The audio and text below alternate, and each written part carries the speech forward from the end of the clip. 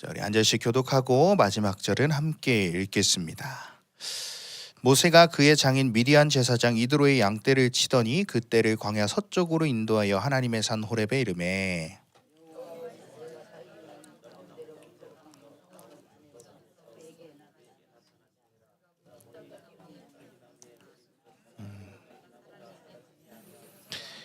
이에 모세가 이르되 내가 돌이켜 가서 이 큰 광경을 보리라. 떨기나무가 어찌하여 타지 아니하는가 하니 그때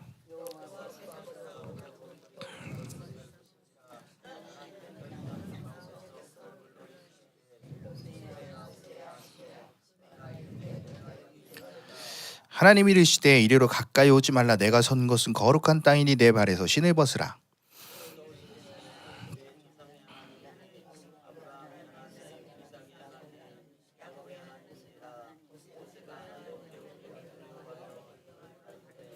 여호와께서 이르시되 내가 애굽에 있는 내 백성의 고통을 분명히 보고 그들이 그들의 감독자로 말미암아 부르짖음을 듣고 그 근심을 알고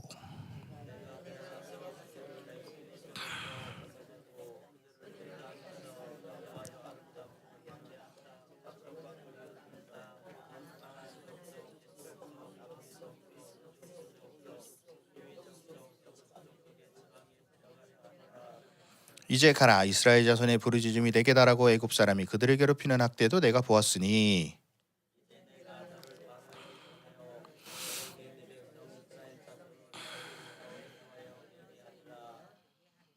모세가 하나님께 아뢰되 내가 누구이기에 바로에게 가며 이스라엘 자손을 애굽에서 인도하여 내리까?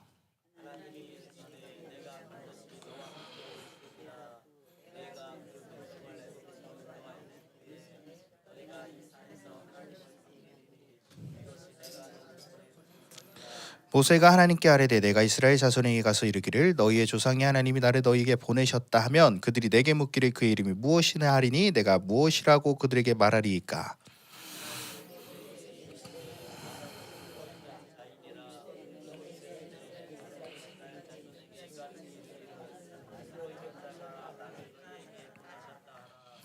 하나님이 또 모세에게 이르시되 너는 이스라엘 자손에게 이같이 이르기를 너희 조상의 하나님 여호와 곧 아브라함의 하나님 이삭의 하나님 야곱의 하나님께서 나를 너희에게 보내셨다 하라. 이는 나의 영원한 이름이요 대대로 기억할 나의 칭혼이라.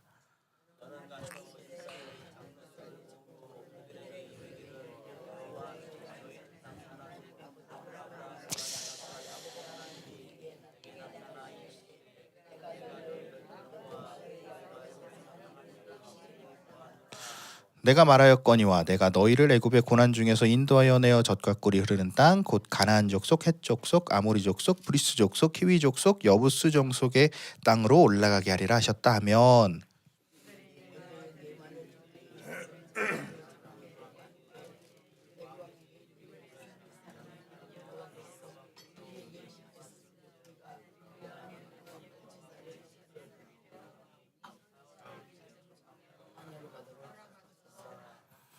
내가 하노니 강한 손으로 치기 전에는 애굽 왕이 너희가 가도록 허락하지 아니하다가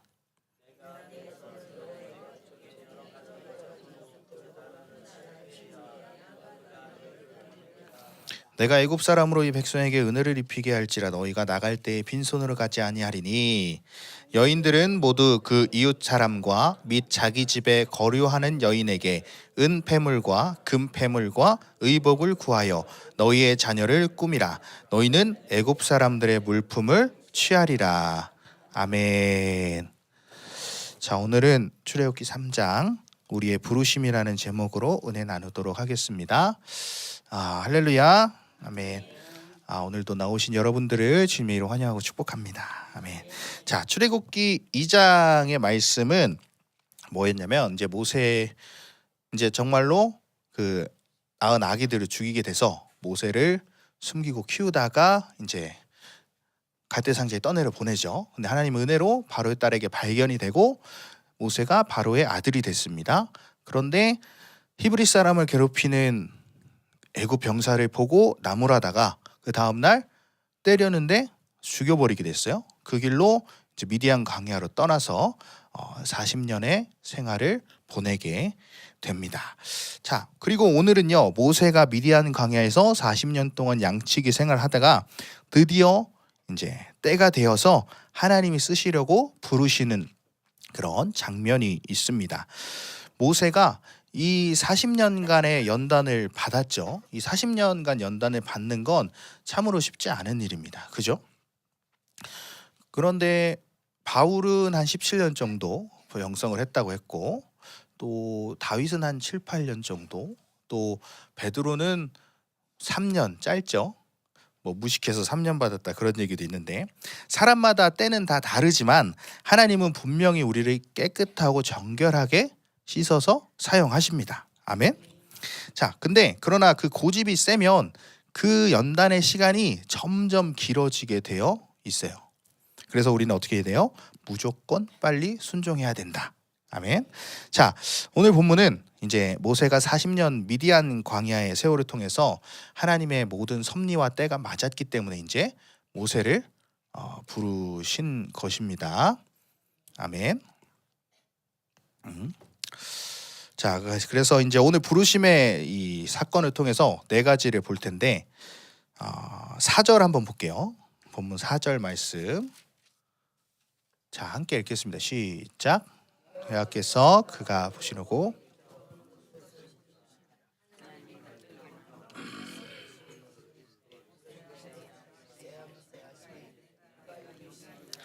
아멘.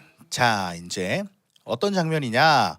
이제 양을 이제 치러 가는데 뭐 먹이려고 간 것인지 가다가 저쪽에 호렙산에 떨기나무에 불이 붙었는데 나무가 불에 타지 않는 것을 보고 모세가 온 거예요. 그걸 보고 이제 하나님께서 모세를 만나 주시는 장면이죠. 여기서 우리가 중요하게 볼 것은요, 바로 이제 중간쯤에 하나님이 떨기나무 가운데서 그를 불러 이르시되, 바로 이 불렀다는 말인데요. 이 불렀다는 말을 보면 원어로 펜포라는 말인데 어떤 뜻이냐? 분명한 목적을 가지고 불렀다라는 뜻이에요. 분명한 목적. 의미 없이 그냥 부른 게 아니라 분명한 목적을 가지고 모세를, 또 여러분들을 불렀다는 것입니다. 아멘. 바울이 갈라디아서에 말했듯이 아무 이유 없이, 하나님이 아무 이유 없이 낸 인생은 없다는 거예요. 아멘. 그러니 그 목적을 우리가 깨닫고 그 목적을 향해 가면 그때 우리가 행복한 사람이 되는 거고 성공한 사람이 되는 것입니다. 아멘. 이 성공은요, 뭐 이 세상에서 뭐를 벌고 부와 명예가 있고 그래서 성공을 하는 게 아니라, 이 성공은 존재에 있습니다. 존재. 하나님이 나를 향한 목적의 방향대로 내가 가고 있다면 그 자체가 성공자라는 거예요. 아멘. 근데 만약에 우리가 그 목적을 잃었다, 이제 그때부터 방황이 시작되는 것입니다.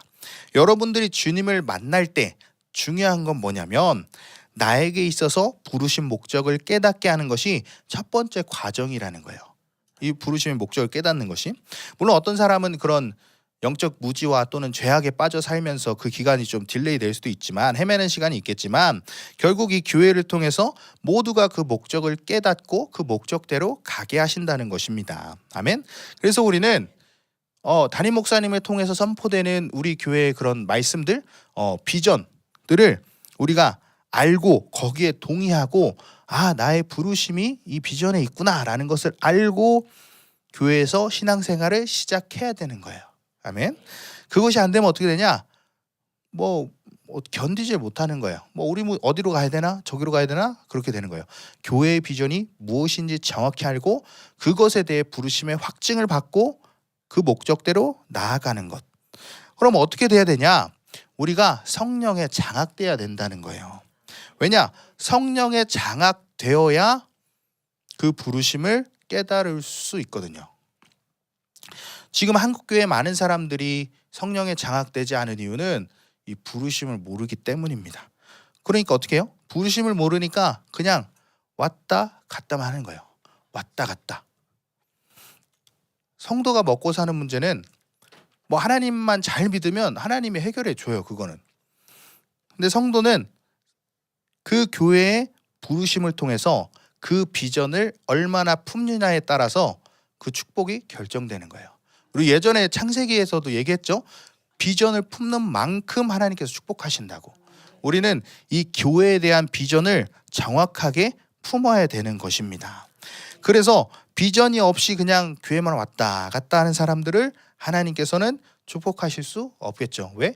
하나님의 비전의 스케일이 있는데 그걸 받아들이지 않고 그냥 눈앞에 있는 거, 그냥 뭐 먹을 거 하나, 이거에만 집중하니까 그만한 축복이 부어지지 않는 것이죠. 무엇을 받았다 해도 그것 때문에 그 인생이 망가지는 거예요. 이것도 얘기했죠. 하나님 없이 얻는 것들로 인해서 내 인생에 손실이 난다. 내가 돈을 받았어요. 그냥 왔다 갔다 하는데 돈이 생겼어. 그러면 그 돈은 하나님의 영광을 위해서 쓰여질 때 그게 복이 되는 것인데, 자기를 위해서 쓰니까 타락하는 건 시간 문제라는 거예요. 그러니까 하나님보다 돈을 더 사랑하고 그 만몬에 붙잡혀서 거기에 이제 끌려가게 되는 거죠. 성도에게 가장 중요한 것은 뭐냐? 교회에 와서 자기의 묶인 것을 모두 풀어내고 성령으로 장악되게 만들어서 자연스럽게 그 부르심의 목적을 알게 되는 거예요. 그런데 아직 내 인생, 내 이 비전이 뭔지 모르겠어요. 이 부르심이 뭔지 모르겠어요. 인생의 목적이 뭔지 모르겠어요. 라고 한다면 아직 이 길을 제대로 가지 않았다는 것이죠. 이 교회의 비전이 내 인생의 부르심이라는 동의가 있어야 되는 거예요. 그런데 이 교회들에 대해서 부르심에 대한 동의가 없으니까 성도들이 교회에서 싸움이 나는 거예요. 이 비전대로 목회자는 끌고 가는데 비전을 모르니까 자기 생각들로만 막 부딪히는 거예요. 이 비전과 부르심의 목적이 분명하면 절대로 싸움이 나지 않아요. 왜? 그 비전대로, 부르심대로 할 게 너무 많잖아요. 기도해야지, 말씀 봐야지, 전도해야지, 선교해야지, 헌신해야지. 싸울 틈이 없어요. 그죠? 그래서 축복의 문제는 하나님의 부르심 목적이 정확해야 된다. 아멘. 자, 이 사명의 부르심, 내가 죽는 순간까지 내 인생의 목적이 정확해야 되는 것입니다. 하나님이 나를 이것 때문에 부르셨구나. 그러니까 이런 말 있죠. 사명이 있는 자는 절대 죽지 않는다. 그죠? 죽을 것 같아도 안 죽어요. 반대로 사명이 없는 사람들은 잘 살 것 같아도 죽어요. 그죠? 자, 엘리야가 이제 이세벨의 말에 그 바알과 아세라 선지자 8만 5천 명 이겼어요. 얼마나 의기양양합니까? 근데 이세벨이 야, 나 너 죽이기 전까지 밥 안 먹을게요 하니까 확 죽어가지고 자, 호렙산 동굴로 들어갑니다. 낙심절망했어요. 근데 하나님께서 엘리야를 부르십니다. 그리고 그 산에 갑자기 불이 났습니다. 완전히 태워버렸어요. 근데 거기서 엘리야가 죽었어요? 안 죽었어요? 안 죽었어요. 자, 그 다음에 또 지진이 나서 그 산이 완전 뒤집어졌어요. 엘리야가 그냥 거기에 또 있었습니다. 그 다음에 또 막 태풍이 불어서 다 날아갔어요. 엘리야가 어디 있어요? 거기 그대로 서 있었습니다. 왜요? 엘리야에게는 이제 예후에게 기름을 부을 사명이 있었기 때문입니다. 아멘. 사명이 있는 자는 불이 나든 지진이 나든 태풍이 불든 절대로 죽지 않는다는 것입니다. 아멘. 내 인생의 목적이 분명한 사람은 절대로 죽을 수가 없습니다. 요셉 보세요. 하나님의 계획, 내가 너를 총리로 세우겠다. 절대 죽지 않아요. 그죠? 어떤 고난과 역경도 그 인생을 막아설 수가 없는 거예요. 그 부르심과 사명을 어떤 역경과 고난도 막아설 수가 없는 것입니다. 파도야 쳐라. 난 간다. 개야 짖어라. 기차는 간다. 뭐 그런 말 있죠. 그냥 가는 거예요. 그래서 이 불렀다는 것, 내 인생의 부르심에 대한 분명한 이 목적, 그 교회에 대한 비전이 나의 부르심이다라는 것을 분명하게 여러분들은 확인해야 됩니다. 아멘. 우리 교회의 비전은 목회자들을 섬기고 또 제자들을 만드는 것. 아멘. 목적이 이끄는 교회가 되어야 합니다. 아멘. 그런데 그 비전에 이르기 위해서 어떻게 해야 되냐? 허리끈을 동여 매고 막 채찍질하면서 가야 되냐? 아니죠. 사랑으로 가야 된다는 거예요. 사랑. 예수님도 마찬가지입니다. 그 놀라운 그 계획들, 그죠? 그것에 대해서 제자들을 맨날 막 괴롭게 했어요? 아니죠. 끝까지 사랑하셨습니다. 아멘. 그래서 우리는 이 사랑이 중요합니다. 교회 안에서 저 사람 왜 저래? 왜 그래? 심지어는 목사님한테도 하는 사람도 있어요. 왜 저래? 그렇게 하는 것이 아니라 늘 사랑의 눈으로 인내하고 중보해 줄 수 있어야 되는 것입니다. 이 비전과 목적과 사명에 대한 부르심은 정말 중요하지만 사랑이 함께 가야 된다. 아멘. 전에 얘기했듯이 믿음, 소망, 사랑 같이 가야 돼요. 한 가지만 올라가는 게 아니에요. 늘 같이 가야 돼요. 그래서 그 부르심 중요하지만 그 부르심을 이루는 방법은 뭐다? 사랑이다. 아멘. 요셉에 대해서 요셉 얘기에서도 했었죠. 그래야 다치지 않고 상처받지 않아요. 사랑으로 해야지. 자, 두 번째로 첫 번째로 하나님은 분명한 목적을 가지고 부르셨고, 두 번째로 하나님의 부르심의 목적은 무엇이냐? 우리 8절 볼게요. 8절입니다. 자, 8절 읽어볼게요. 시작. 내가 내려가서 그들을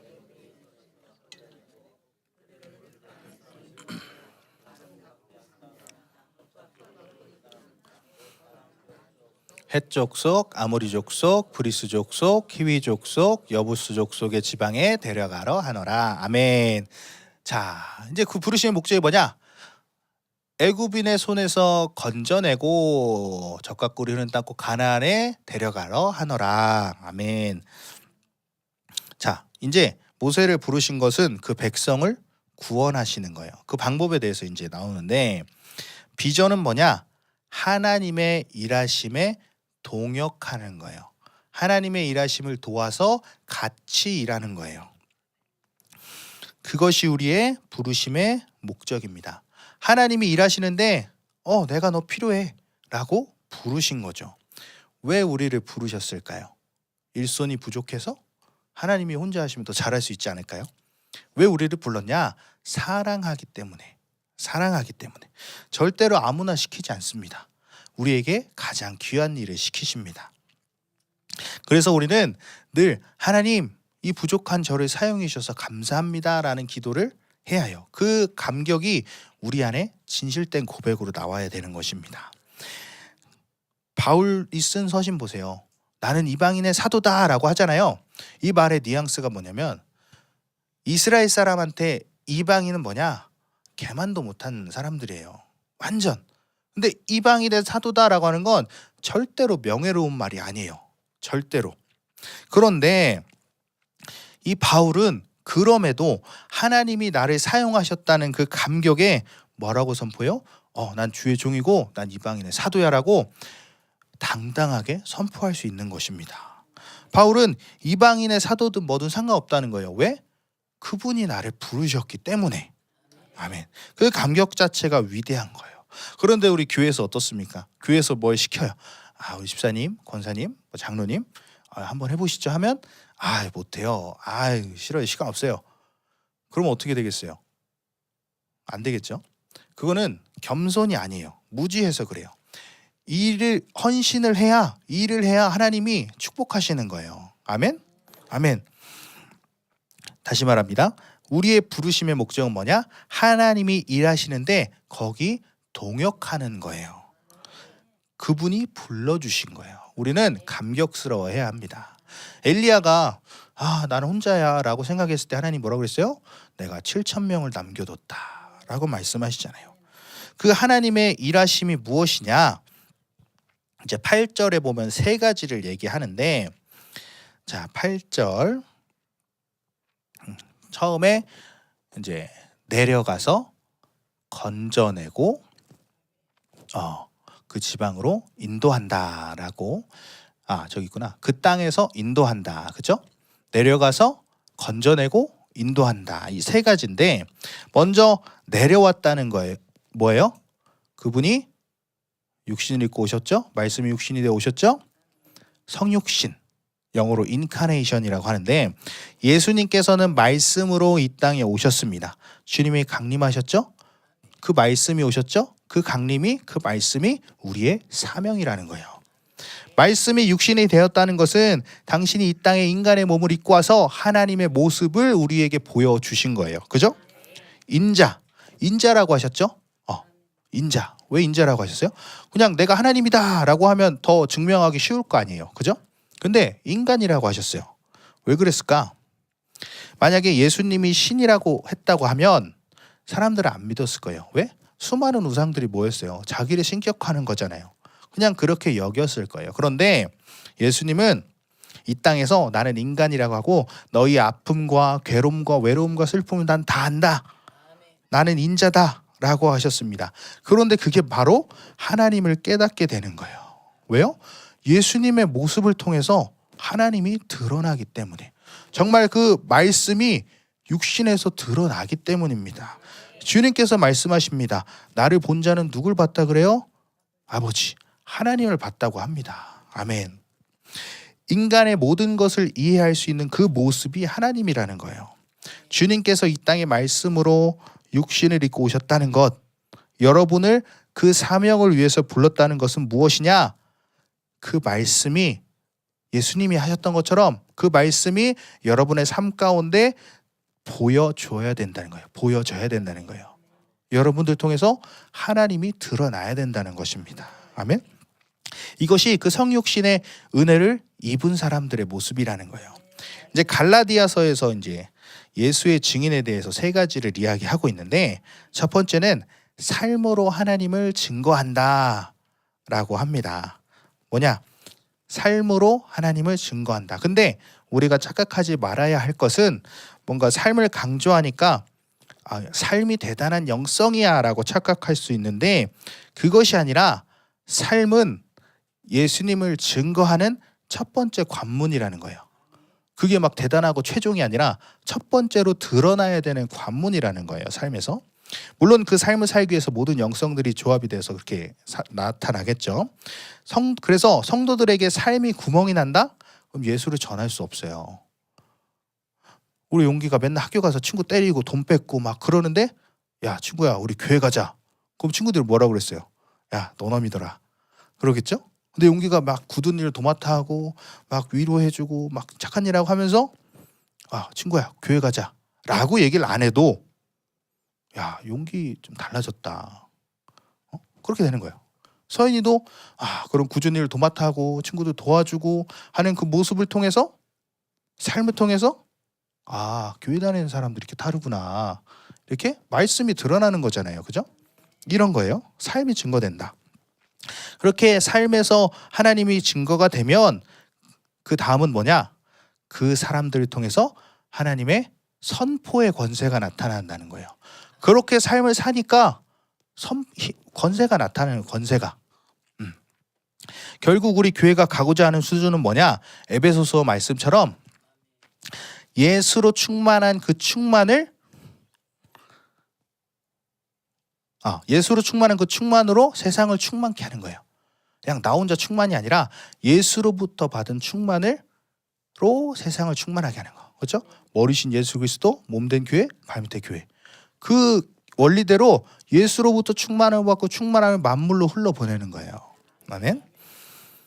그런 교회가 되면, 그런 여러분들이 되면 여러분들에게는 선포의 권세가 있다는 거예요. 선포의 권세. 삶을 보이는 것에 통과한 그 첫 번째 관문을 통과하면 권세가 있다는 거예요. 그럼 뭐예요? 병이 고쳐져요. 귀신이 떠나가요. 근데 삶이 기초가 돼야 된다. 왜 삶이 기초가 돼야 됩니까? 존재에서 양식이 나오기 때문에. 우리 존재의 모습에서 그 양식들이 나오기 때문에, 그 양식이 내 생각, 내 방법이 아니라 말씀이 나와야겠죠. 아멘. 내 안에 예수 그리스도의 인격이 되면 그 인격에서 하나님의 권세가 나오는 거예요. 아멘. 선포할 수 있는 성도들 한 명 한 명이 여기 모여서 강력한 공동체를 만들고 교회를 통해서 예수를 증거하게 되는 거예요.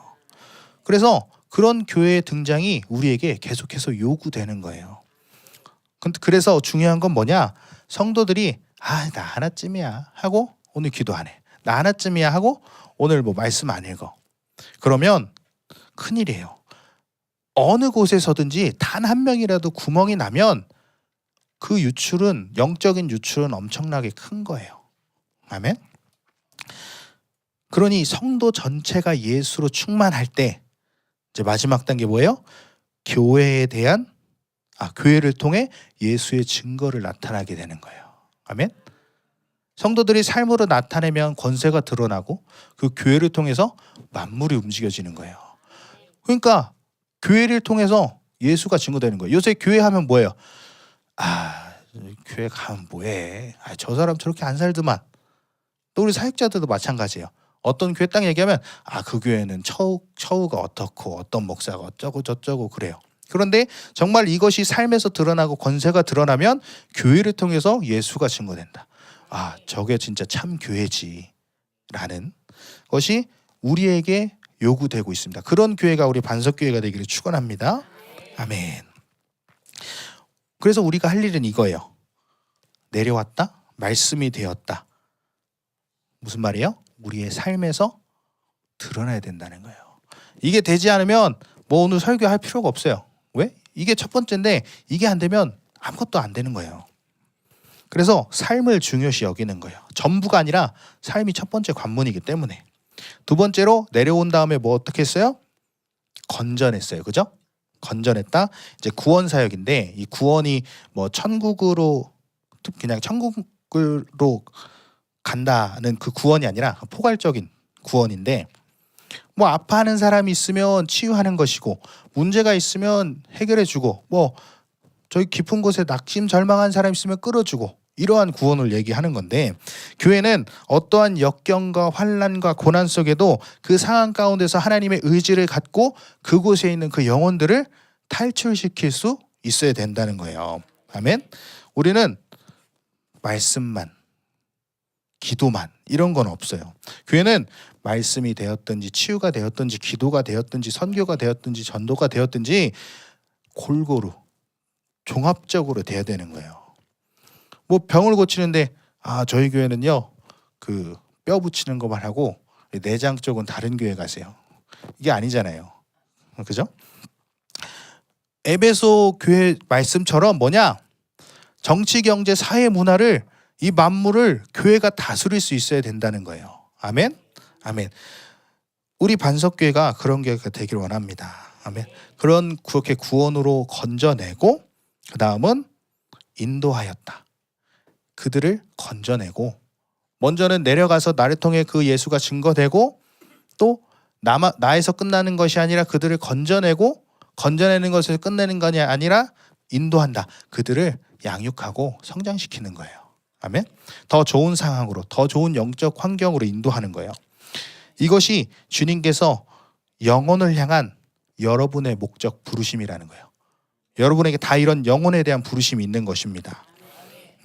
그래서 이 성육신 그리고 그 다음에 그런 포괄적인 구원 사역들 그 다음에 영혼을 성장시키는 것까지가 우리에게 요구되는 거예요. 예수님이 하셨던 것처럼 그냥 예수 믿으세요가 아니라 보고 기도하고 처리하고 그 살게 하고 성장시키고 했던 것처럼 구약부터 신약까지 막 얘기하는 게 우리 사명을 한마디로 얘기하면 영혼에 대한 사역이라는 거예요. 영혼 사역. 아멘. 그러니까 우리 성도들은 모두 영혼을 사역할 수 있어야 되는 거예요. 모든 사람들이 사역자가 될 수 있어야 돼요. 그런데 영혼 사역하지 않고 그냥 나만 어떻게 살아보자 하고 막 이렇게 사는 건 굉장한 비극이에요. 그 얘기했던 하나님의 창고에서 놀라운 것들이 있는데 맨날 그냥 빵 하나 갖고 와서 이러고 하는 거랑 똑같은 거예요. 영혼 사역이 여러분들을 부르신 목적입니다. 아멘. 그러나 하나님의 부르심과 또 그 부르심의 목적이 정확하다면 그 부르심에 대한 이제 자격이 증명이 돼야겠죠. 그 자격에 대한 것 절대로 아무나 부르잖아요. 그냥 나가가지고 불러서 주는 게 아니라는 거죠. 어떤 일정한 자격이 있어야 되는데 세 번째로 부르심의 자격입니다. 5절인데요. 5절 읽겠습니다. 5절 시작.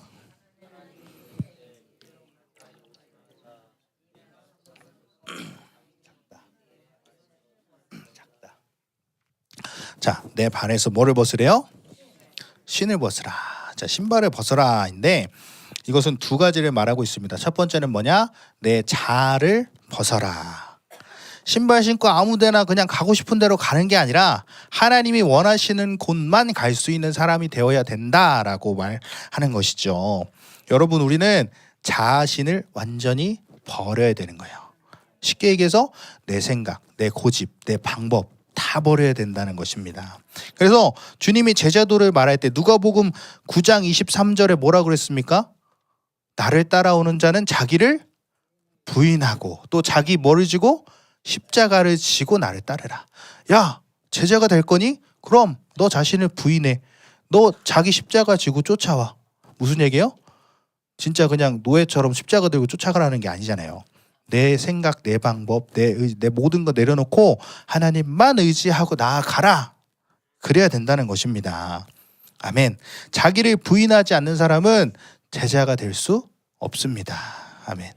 교회가 왜 영광을 나타내지 못하느냐? 이 시대의 교회들은 왜 영광을 나타내지 못하느냐? 죽지 않은 성도들 때문에 그래요. 설 죽어서 그래요. 설 죽어서. 영광이 언제 옵니까? 불이 언제 옵니까? 불은요, 죽어진 희생물에 오는 거예요. 아멘. 완전히 정결하고 깨끗한 희생물이 됐을 때 불로 응답하시는 것입니다. 아멘. 성도는 완전히 죽어질 때 교회는 영광을 갖는 것입니다. 아멘. 주님께서 완전히 십자가에서 죽으셨기 때문에 영광을 회복하신 거죠. 아멘. 우리는 늘 죽고 자기를 부인해야 됩니다. 아멘. 무슨 말인지 알겠어요? 난 임용기가 아니에요. 이런 말 하라는 게 아니야. 자, 두 번째는 뭐냐? 두 번째는 그때 당시에 노예는요, 신발을 신지 않았다고 합니다. 자, 그래서 신발을 신었다는 것은 이제 절대적인 순종이라는 거예요. 신발을 신었다는 것은 이제 소속이 생긴 거잖아요. 그죠? 그죠? 절대적인 순종. 죽은 성도가 순종할 수 있는 것입니다. 세상 삶의 신을 다 벗고 주님께 완전 복종할 수 있어야 되는 거예요. 순종하지 않는 사람을 하나님이 쓸 수가 없습니다. 결국 신앙훈련의 한 가지 측면을 본다면 뭐냐? 순종의 사람을 만드는 것이다 라고 할 수 있습니다. 그렇죠? 아브라함도 처음부터 계속 그 순종의 시간을 겪었죠. 고향, 친척, 아버지의 집 계속 자기가 붙잡고 있는 것. 야곱도 죽기 직전에야 베냐민까지 포기하고 나서야 그때 순종을 해서야 됐고, 그죠? 무엇을 얘기해도 절대적으로 순종이 돼야 되는 거예요. 갑자기 여기서 야, 용기야, 아프리카 가라 하면 예 하고 바로 이제 뛰어나가는 거예요. 우리 권사님 지금 저기 필리핀 가세요 하면은 바로 일어나서 이제 가는 거예요. 이렇게 순종. 그래서 하나님의 뜻이면 생명 거는 교회가 돼야 한다는 거예요. 아멘. 우리가 아까 얘기했던 그런 것들 내려와서 건져내고 인도하는 그런 시간들을 건져내면 그런 사람들이 한 명 한 명 공동체에 세워지면 그 공동체가 하나님 뜻에 생명을 걸 수 있는 자들이 된다는 것입니다. 성도는 이 땅에서 잘 되는 것에 목적을 두면 안 돼요. 내가 성공해서 뭐 해야지? 아니에요. 우리는 하늘에서 그 영원한 세계, 우리의 온전한 인생이 영원히 펼쳐지는 그곳에서 잘 되는 것에 초점을 맞춰야 되는 것입니다. 아멘. 완전 순종. 이것이 오늘 부르심의 자격을 입은 자입니다. 나의 자를 완전히 죽이고 주님께 완전히 순종하는 자들은 어떻게 됩니까? 어디를 가든지 거룩한 땅이 된다는 거예요. 어디든지 내가 선 곳은 거룩한 땅이 된다는 거예요. 아멘. 내 자아를 벗어던지고 내가 완전히 하나님께 순종하는 자는 그곳이 그 어디나 하늘나라가 되는 것입니다. 하나님 나라가 임하는 거예요. 바울과 실라처럼 어때요? 단 둘이서 데살로니가를 뒤집어 버립니다. 이런 역사들, 내 자아를 죽이고 완전히 순종한 자들이 가는 곳마다 하나님의 거룩한 곳이 되는 역사가 일어나는 거예요. 아멘. 위대한 영성을 우리가 이렇게 만들어 가야 됩니다. 나는 죽고 그리스도가 사는 것을 믿는 자들. 갈라디아서 2장 20절 한번 볼까요? 이 말씀이 이루어진 자들에게 가는 곳마다 거룩한 곳이 되는 거예요. 갈라디아서 2장 20절 말씀. 갈라디아서 2장 20절 말씀입니다.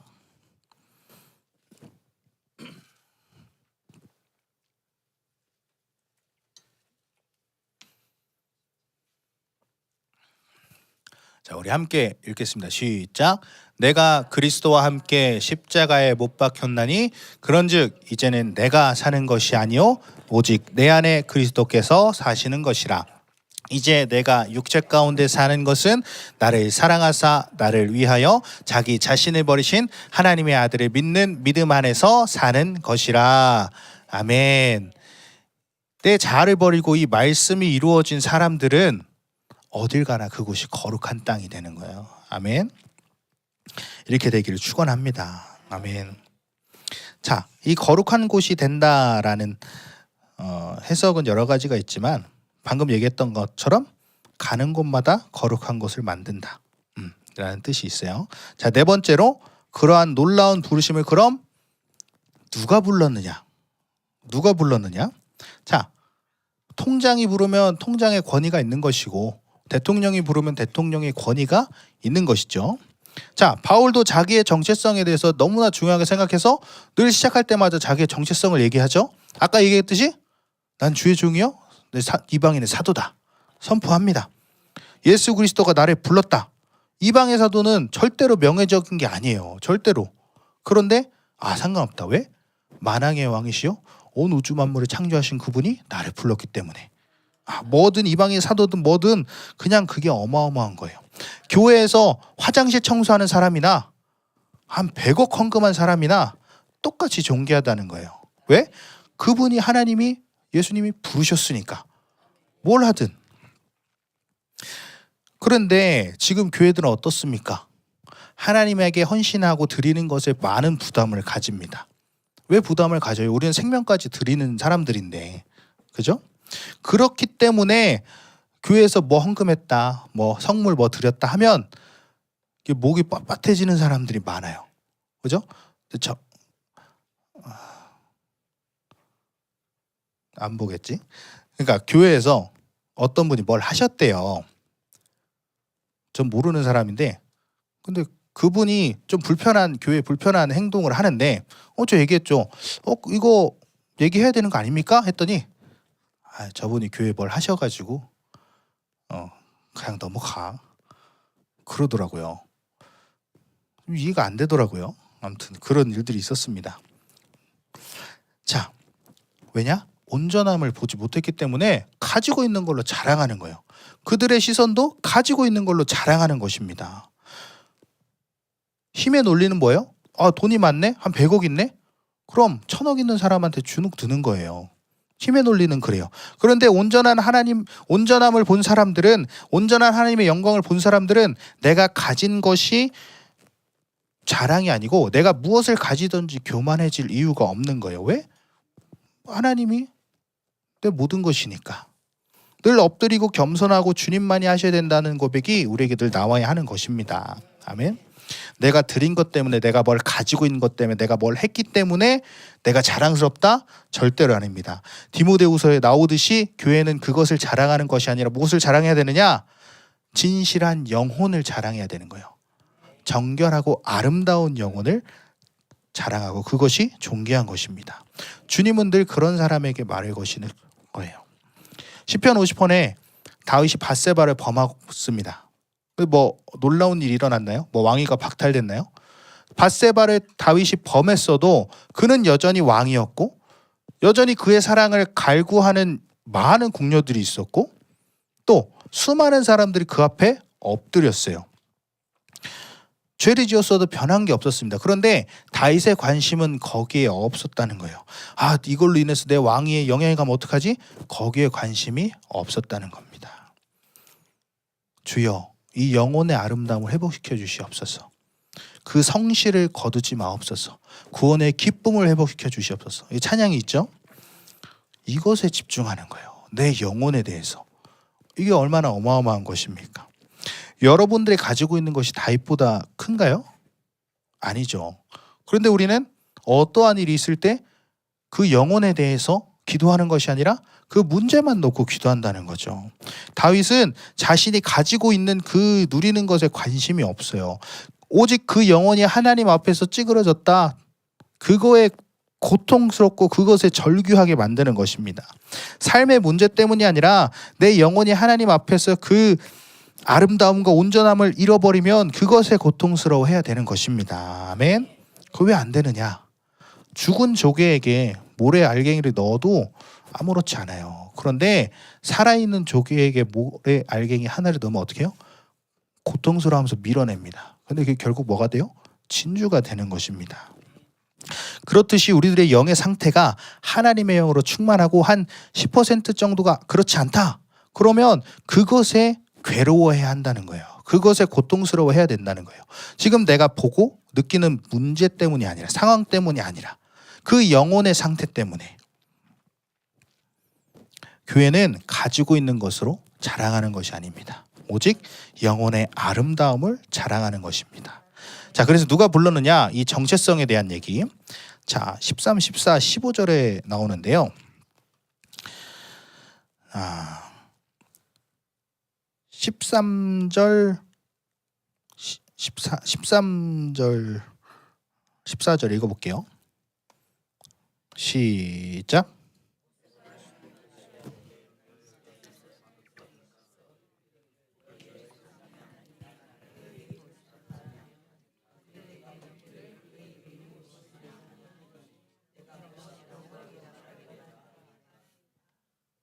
절 저에게 이르시되 나는 스스로 있는 자이니라. 또 이르시되 너는 이스라엘 자손에게 이같이 이르기를 스스로 있는 자가 나를 너희에게 보내셨다 하라. 아멘.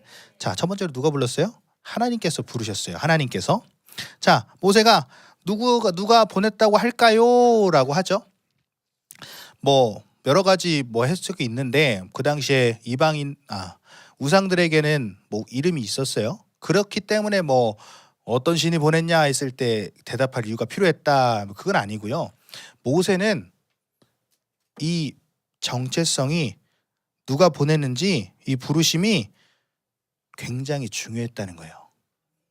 본인의 그 정체성, 그 부르심이 아주 중요했다는 것입니다. 그랬더니 하나님께서 뭐라 그래요? 나는 스스로 있는 자다. 야, 누가 보냈냐? 스스로 있는 자가 보냈다라고 했죠. 자, 스스로 있는 자. 여기서 이제 하야 동사라는 걸 쓰는데 어떤 의미냐면 영원한 현재형이다. 많이 들어보셨죠? 하나님은 영원한 현재형이다. 스스로 있는 자는 영원한 현재형이다라고 합니다. 자, 영원한 현재형이신 하나님이 끊임없이 나의 앞으로 다가오셨다. 나의 앞에 끊임없이 다가오시는 영원하신 하나님께서, 영원한 현재형이신 하나님께서 나를 보내셨다. 이 교제가 안 되는 사람들은 부르심의 목적을 잃어버리게 되는 거예요. 아멘. 자, 이게 무슨 말이냐? 시공간의 개념이 아니라 내 앞에 왔다 그래서 그런 공간, 영원한 현장이라 그래서 시간, 공간 그런 개념이 아니라 하나님의 차원에서 얘기를 하는 거예요. 하나님의 차원에서. 자, 고린도전서 보면 바울이 내가 몸은 떨어졌으나 내가 너희와 함께 있다. 내 영은 너희와 함께 있다. 몸은 떨어졌지만 영은 함께 있다는 것. 또 에베소서에 내가 구원받을 때 너는 구원받고 동시에 보좌에 앉혔다. 몸은 죽지 않았는데 너는 구원받았고 보좌에 앉혔다. 이런 것. 하나님의 차원에서는 이렇기 때문에 영원한 현재형이라는 거예요. 내가 생각할 때 바로 그 자리에 이동을 하는 거죠. 시공간이 하나가 되는 거예요. 그래서 우리가 수없이 기도할 때 시간과 공간을 초월해서 역사하는 일이 벌어지는 거예요. 그렇기 때문에 또 다윗은 구약 시대에 이미 또 그 보혈의 능력을 또 경험하기도 했고요. 하나님의 차원은요, 온전함이에요. 우리의 생각대로 움직이지 않는다는 거예요. 스스로 있는 자다. 영원한 현재형이다. 그 하나님이 나에게 끊임없이 다가오신다. 이게 시공간의 개념이 아니라 하나님의 차원에서 그 온전함이라는 거예요. 이해가 안 되는 거죠. 그래서 그런 하나님이 우리에게 끊임없이 다가오시는데 이 땅에 얽매여서 살고 있다? 그건 아직 영이 열리지 않은 거예요. 영의 뚜껑이 열리지 않은 거예요. 그 영의 세계를 본 아브라함은 히브리서 11장에 어떻게 했어요? 아주 부자죠. 근데 어디에 살았어요? 아파트 살았어요? 텐트 살았어요. 텐트. 그 부자가 텐트 살았어요. 왜? 그 본향을 바라보면서 언제든지 오라고 하시면 텐트 치우고 그냥 바로 올라가겠다 그거예요. 아멘? 자, 그래서 오늘 누가 불렀느냐? 바로 영원한 현재형이 부르셨다. 끊임없이 다가오시는 주님과의 만남이 계속 이루어져야 된다는 것입니다. 그렇지 않으면 여러분 아직도 그 부르심이 분명하지 않다는 거예요. 자, 두 번째로 누가 불렀느냐? 15절 말씀. 자, 읽겠습니다. 시작.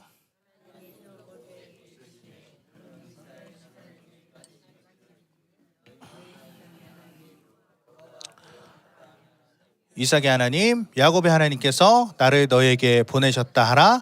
이는 나의 영원한 이름이요 대대로 기억할 나의 칭혼이라. 아멘. 나의 영원한 이름이라고 합니다. 이름이라는 것은 뭐냐? 여호와, 이름에서 여호와가 드러나죠. 여호와 그 자체예요. 여호와를 사랑하는 사람은 그 이름을 사랑한다. 그죠? 그 여호와의 이름이라는 것은 제목이라는 거예요. 제목. 그냥 쉽게 얘기해서 이 영원이라는 것도 오래 산다 이런 시간적인 개념이 아니고 하나님과의 관계성을 얘기하는 거거든요. 아까 앞에서 영원한 형제형도 그 관계성을 얘기하는 거고 여기서도 관계성을 얘기하는 거예요. 어디든지 여호와의 이름이 있다는 거예요. 어디든지 여호와의 이름이 있다는 건데 온전하시고 사랑이 많으신 그 사랑이 영원한 하나님과 우리가 교제하니까 우리도 영원하는 거예요. 그 관계성 안에서 우리도 영원한 것이다. 그래서 영원은 또 사랑이다. 영원은 또 하나님의 축복이다. 왜? 하나님의 축복이 끝나요? 아니죠. 영원하잖아요. 그죠? 자, 요한복음 17장 3절에 보면 영생은 곧 유일하신 참 하나님과 그가 보내신 자 예수 그리스도를 아는 것이니이다 라고 말씀합니다. 아멘. 자, 띄워주세요. 영생은 무엇이다? 요한복음 17장 3절.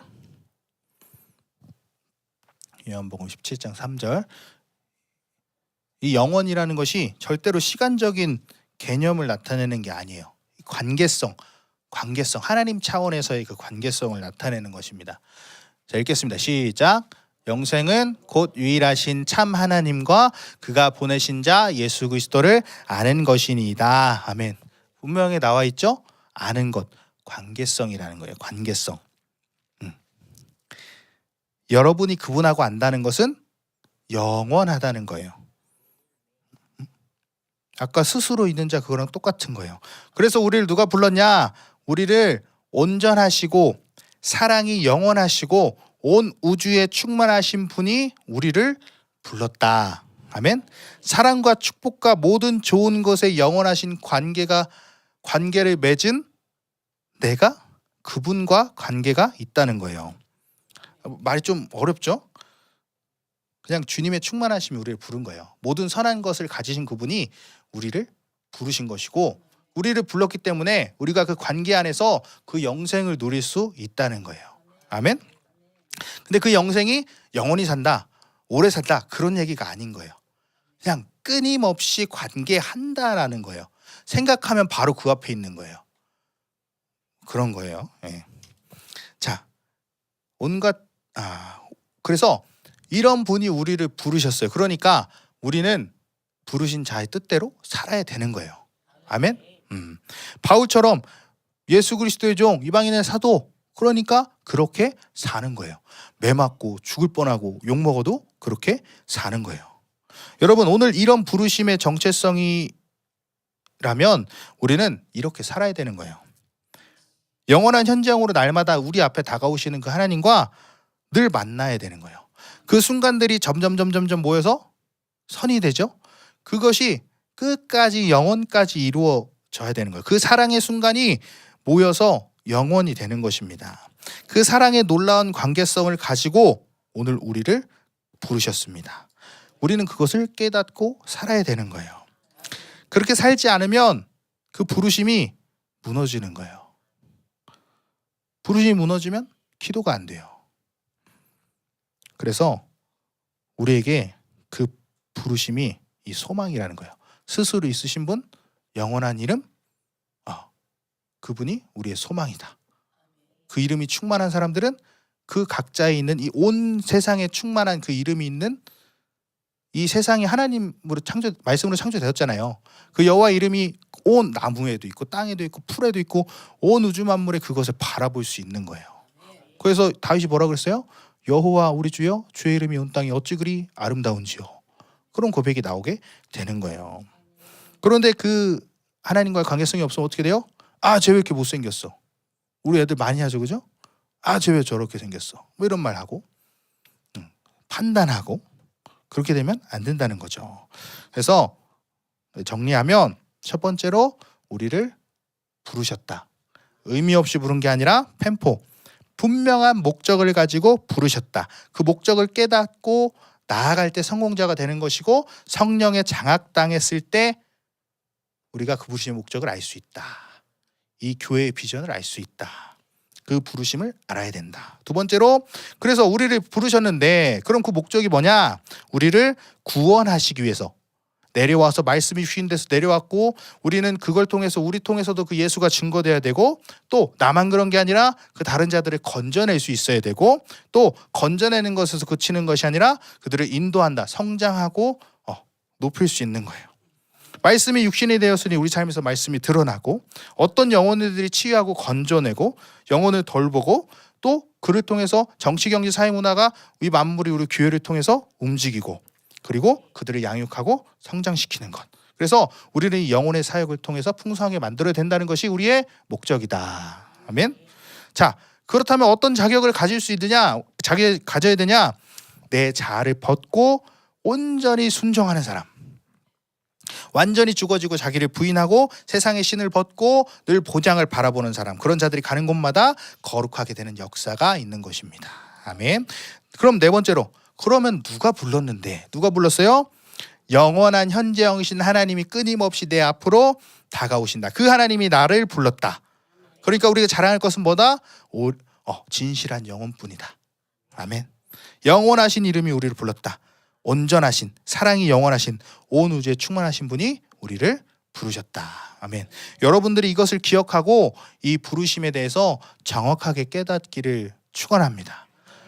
왜 내가 이 땅에 부르심을 받고, 왜 내가 교회를 다니고, 왜 내가 반석교회를 다녔고, 왜 이 부르심이 나에게 주어졌고, 그 부르심을 주신 분은 누구시고, 날마다 이것을 묵상하면서 나를 포기하고 말씀 먹고 회개하고 순종하고 엎드리면서 나아갈 때 이 출애굽기 말씀처럼 여러분들이 자유함을 누리게 되는 것입니다. 아멘.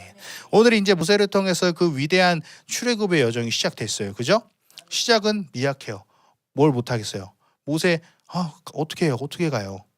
난 말도 잘 못해요. 그 왕 앞에 서요. 근데 그 미약함이 알고 보니까 그만큼 원대한 역사가 없게 되는, 전례가 없는 놀라운 자유로 이루어진다는 것입니다. 여러분들이 출애굽기를 통하여서 여러분들이 놀라운 자유를 맞이하기를 주님의 이름으로 축원합니다. 아멘. 우리 시간 함께 기도할까요?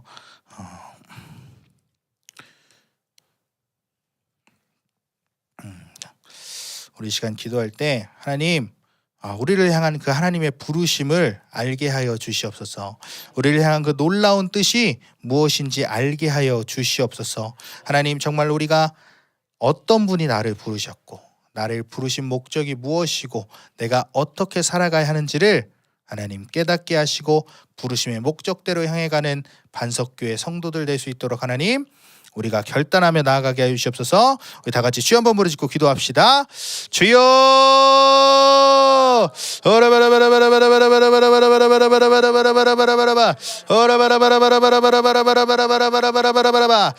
하나님 아버지, 우리가 부르심을 깨닫기를 원합니다. 하나님의 그 놀라운 부르심을 하나님 우리가 알기를 원합니다. 하나님께서 우리를 의미 없이 부르시지 않았습니다. 하나님은 우리를 분명한 목적을 가지고 부르셨습니다. 하나님, 우리가 날마다 말씀 먹고 회개하고 순종하고 기도하며 정말 날마다 비워지고 성령으로 장악되어 하나님 우리의 부르심을 깨닫게 하여 주시옵소서. 하나님, 우리를 구원하시기 위해서 우리를 부르셨습니다. 우리를 통해서 다른 영혼을 살리기 위하여 부르셨습니다. 하나님, 우리의 삶에서 하나님의 말씀이 드러나게 하시고 어떤 영혼인들이 우리가 치유하고 건져내고 그들을 성장하고 양육하는 자들 되게 하여 주시옵소서. 그래서 우리 교회가 이 만물을 움직이는 교회가 되게 하여 주시옵소서. 하나님, 날마다 우리의 자아를 죽이기를 원합니다. 주님 앞에 절대적으로 순종하기를 원합니다. 날마다 본향을 바라보며 나아가게 하여 주시옵소서. 우리가 가는 곳마다 그 거룩함의 역사가 있게 하여 주시옵소서. 영원한 현재형이신 하나님께서 나를 부르셨습니다. 영원한 현재형이신 하나님께서 끊임없이 다가오십니다. 어느 곳이나 여호와의 이름이 있고 우리가 그것을 바라볼 수 있는 눈을 보여주시옵소서. 날마다 우리의 영혼을 하나님 앞에 비추게 하시고 하나님 나의 삶의 문제와 고통이 아니라 하나님 앞에 나의 영혼의 상태에 대해서 날마다 몸부림치게 하여 주시옵소서. 야라바라바라바라바라바라바라바 야라바라바라바라바라바라바라바 야라바라바라바라바라바라바라바 야라바라바라바라바라바라바라바 야라바라바라바라바라바라바라바 어바 야라바라바라바라바라바라바라바라바라바라바 어라바라바라바라바라바라바라바라바라바라바라바라바라바라바라바라바라바 야라바라바라바라바라바라바라바라바 야라바라바라바라바라